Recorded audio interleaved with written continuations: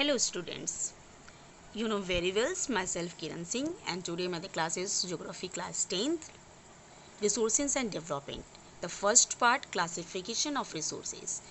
Now the first starting, there are the four factors of classification and resources, and the first factors by on the basis of origin. So let's start. Dear students, first of all we are going to the first basis of origin.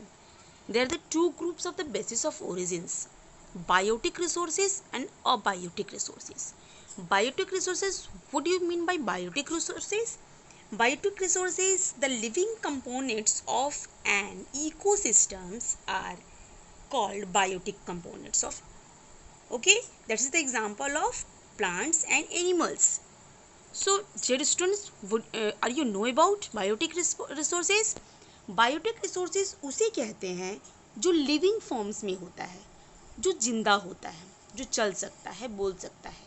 That is called the we are going to a living components. Okay, जैसे कि plants, animals, इनके अंदर क्या होता है, उनके अंदर living forms होते हैं, वो जिंदा हैं. Now then gets a opposite forms abiotic resources. So what do you mean by the abiotic resources and what is the definition of abiotic resources? So the non-living components, the non-living components of an ecosystems are called abiotic resources.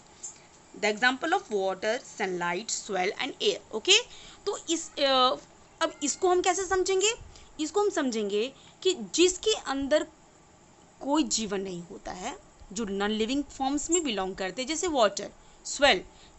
इस example से आप बिल्कुल clear हो जाते हो कि abiotic resources क्या होता है. Now come to the second forms by on the basis of accessibility. And for first forms there are the two groups of this factors, the renewables resources and non renewable sources. And dear students, first of all we are going to the what do you mean by renewable resources.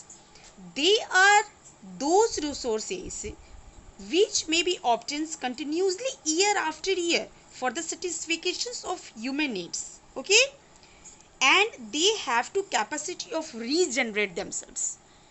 Clear? अगर clear नहीं हो रहा है तो मैं इसे और अच्छी तरह से समझाती हूँ. वैसी रिसोर्सेज जिसको कि एक बार यूज़ करने के बाद दोबारा हम उसे यूज़ किया जा सकता है, रीजनरेट किया जा सकता है आफ्टर ईयर्स. ठीक है, एक बार उसको कंप्लीट करने के बाद नेक्स्ट टाइम के लिए फिर से उसको रीजनरेट किया जा सकता है. देन ठीक उसके अपोजिट नॉन रिन्यूएबल रिसोर्सेज क्या है? What do you mean non renewable resources? These resources are those which one mind cannot be regenerated. Okay, that is called the non-renewable resources. जैसे कि एग्जाम्पल कोल, पेट्रोल्स, etc. अब इसको हम कैसे समझेंगे? वैसी रिसोर्सेज जिसका यूज़ हम एक बार करने के बाद नेक्स्ट टाइम से उसका दोबारा यूज़ नहीं किया जा सकता है. ओके, तो उसको यूज़, जैसे कि कोल को एक टाइम वन टाइम हम यूज़ करते हैं तो उसके बाद वो बिल्कुल लॉस ख़त्म हो जाता है. That's inch. एंड पेट्रोल्स, जैसे मान लीजिए कि आप किसी बाइक में पेट्रोल वगैरह डालते हो, फिर कहीं जाते हो, फिर वापस आते हो, तो क्या पेट्रोल ऑलरेडी उसमें रहता है? नहीं रहता है. क्या उसको हम वापस से ला सकते हैं बाइक में? नहीं ला सकते हैं. तो ये हमारा क्या हुआ? One times use. ये हमारा वन टाइम यूज़ होता है और इसको हम लोग यूज़ कर सकते हैं renewable resources. So the two forms of groups are also clears the basics of inaccessibility. Now come to the third factors on the basis of ownership resources. So dear students, the main features of these groups, there are the four groups in the ownership resources. First of all we are going to indivisible resources. Secondly, community owned resources, and thirdly national resources, and fourth international resources. Okay, so dear students, first of all we are going to indivisible resources. अब indivisible resources क्या है? They are those which are owned by private individuals, self owned. जैसे आप definition से ही आप clear समझ में आता है आपको कि इट मीन्स टू सिर्फ आपका, वैसे रिसोर्सेज जो सिर्फ आपका अधिकार हो, उसमें किसी और का अधिकार नहीं, जैसे कि खुद का आपका इफ ओन्स, आपका ही अधिकार हो, that is the example of house, land, जिसपे सिर्फ आपका अधिकार होता है। तो उस वैसे रिसोर्सेज को हम क्या कहते हैं, वैसे रिसोर्सेज को हम कहते हैं indivisible resources. Now come to the second main features, community own resources. अब कम्युनिटी ओन रिसोर्सेज क्या है, they are accessible to all members of the community's burial grounds, parks etc। वैसे रिसोर्सेज जिसपे कि कम्युनिटी, मतलब आपका ही केवल अधिकार नहीं हो, जिसपे कि कम्युनिटीज का अधिकार हो, सोसाइटीज का अधिकार हो, वैसे रिसोर्स जिसपे किसी एक का अधिकार ना हो, कि बल्कि पूरे पब्लिक्स का अधिकार हो। ओके, वैसे को हम कैसे कहेंगे, जैसे पार्क्स में, पार्क्स ऐसा तो नहीं कि सिर्फ आप ही जाओगे, उसमें बहुत सारे लोग जा सकते हैं, सभी लोग जा सकते हैं, उनका पूर्ण अधिकार है।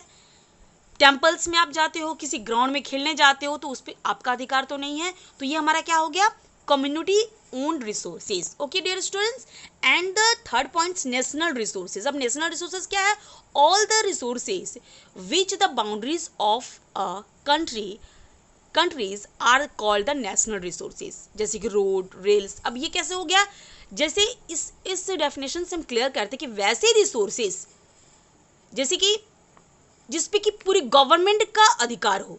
अब गवर्नमेंट का अधिकार कैसे होगा, जैसे कि रोड्स, अब रोड्स पे आपका या सोसाइटी का अधिकार तो नहीं होता है, उस पे किसका अधिकार होता है, गवर्नमेंट का होता है। अब रेल्स को लेते हो तो रेल्स, अगर रेलवेज को लेते हैं, रेल को लेते हैं, तो उस पर अधिकार हमारा नहीं होता है, ना ही किसी सोसाइटीज़ का होता है। तो ये किस पर अधिकार होता है, ये गवर्नमेंट का होता है अधिकार।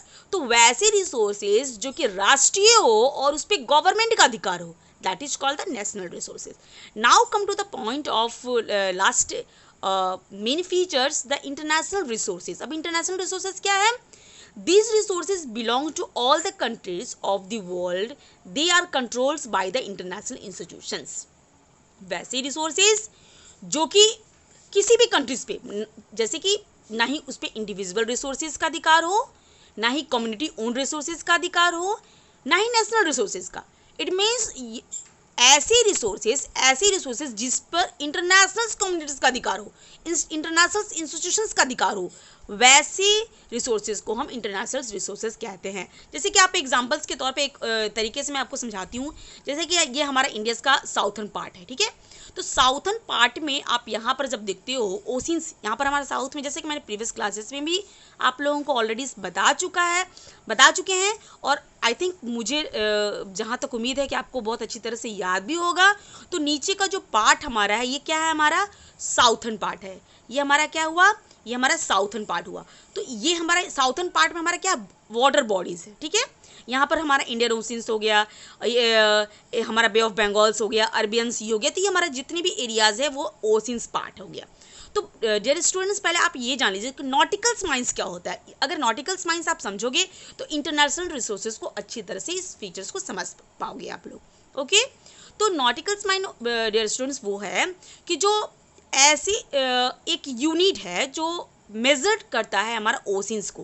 ओके, ये ओशियंस को हमारा मेजर करने के लिए ये बनाया गया है। ओके, तो स्टूडेंट्स जैसे कि यहाँ पर आप यहाँ से देखते हो कि 12 माइल्स तक हमारी जितनी भी वाटर बॉडीज यहाँ पर है उस पर पूर्ण रूप में इंडियंस का अधिकार है, हमारा अधिकार है।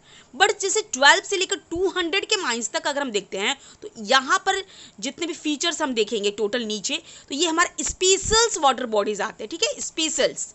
तो ये जितने भी एरियाज हो गए हमारा स्पेशल्स इंटरनेशनल वाटर बॉडीज है, तो जिस पर कि हमारा अधिकार ना होकर इंटरनेशनल रिसोर्सेज का अधिकार होता है, ठीक है, इंटरनेशनल इंस्टीट्यूशंस का अधिकार होता है। तो that is called the international resources. Clear. तो हम लोगों ने आज क्या पढ़ा, क्या स्टडी किया, they are the 4 factors of classification of resources, ठीक है। पहला पढ़ में पढ़ा कि बेसिक ऑफ ओरिजिन्स के अकॉर्डिंग हमारा कितने फैक्टर्स हो गए, 2 फैक्टर्स हो गए, बायोटिक रिसोर्सेज और बायोटिक रिसोर्सेज। सेकेंडली हमने क्या पढ़ा, बेसिक ऑफ इनहेक्सिबिलिटी। ओके, इसमें हम लोगों ने क्या पढ़ा, 2 ही फैक्टर्स पढ़ा, renewables resources and non renewable resources. And the third factors the ownership resources, इसमें हम लोगों ने कितने फीचर्स को पढ़ा, individual resources, community own resources, national resources and international resources. तो ये सारे के सारे हमारे पॉइंट्स हमारे आज बिल्कुल क्लियर होते हैं। अब हमारे पास क्या, क्योंकि मैंने बताया भी था कि हमारे they are the 4 factors of classification resources, तो हम लोगों ने आज 3 फैक्टर्स को पढ़ा है। अब हमारे सामने एक फैक्टर्स आता है जो कि हम लोग को नेक्स्ट क्लासेस में पढ़ना होगा, क्योंकि वो देखने में तो बहुत थोड़े से ट्रिपिकल्स लगता है नहीं समझ में आएगा, बट उसको इंडिविजुअल मुझे समझाना है ताकि आप लोगों को बहुत अच्छी तरह से वो समझ में आ जाएगा। और एक बार अगर किसी भी चीज़ को अगर आप समझते हो कि किसी भी लेसन्स को उसे बहुत अच्छी तरह से समझना ही आपके लिए फैक्ट का काम करेगा, क्योंकि अगर आप लेसन्स को अच्छी तरह से समझते हो देन आपको किसी प्रकार से कोई भी आंसर अगर आपके सामने आता है, कोई क्वेश्चंस आपसे पूछा जाता है, आई थिंक मुझे नहीं लगता कि आपको किसी भी तरह से कोई भी प्रॉब्लम्स आएगी। So dear students, last factors को हम लोग इंडिविजुअली देखेंगे। So today's classes is completed. Thank you.